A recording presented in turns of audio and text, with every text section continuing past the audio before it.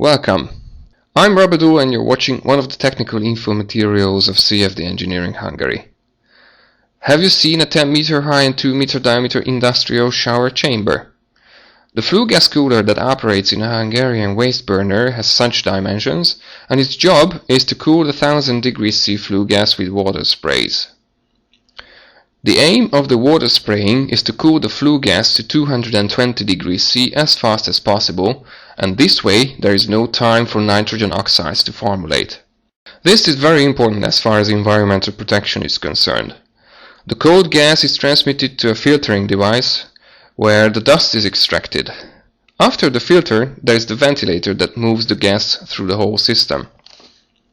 The problem was that here at the bottom part of the cooling tower, wet and extremely acidic mud was formed that simply dissolved the inner steel structure. Because of the size of the device, the operating conditions and the high cost of outage, a CFD simulation was required, but a really fast one. On the 3D CAD model, you can see that the location of the water sprays is on the top of the cooling tower.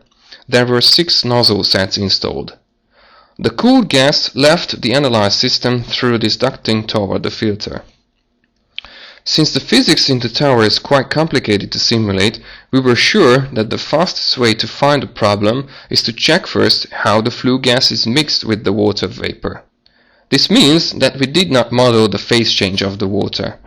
For this, we set the flow rates taking the appropriate temperatures into account and marked the inlet of the flue gas and the inlets of the water vapor.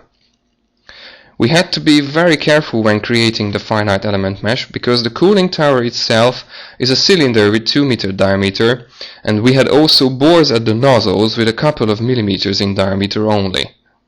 No worries, as you see on the mesh, it was just solved. The results showing the water vapor concentration offer the cause of the problem on a silver tray. The flue gas simply pushed the water vapor off the field to the outer walls of the upper chamber and the cooling tower. It was so because the nozzles just spray into a dead area, into a separation bubble far away from the main gas flow. Of course, the flue gas and the water vapor mixed. The cooling also happened anyway, because the quantity of the water was controlled to keep the 220 degrees C at the bottom of the tower no matter what. But this mixing and so the water cooling were just not effective enough. The unnecessary water content got to the bottom of the cooling tower, and combined with the dissolved chemicals, it just ruined the metal structure. The solution was to make the flue gas and water vapor mix better, so the same cooling can be reached with the appropriate and smaller amount of water. How did we do that easily with the CFD simulation? Well, this I will show you in September, just stay tuned.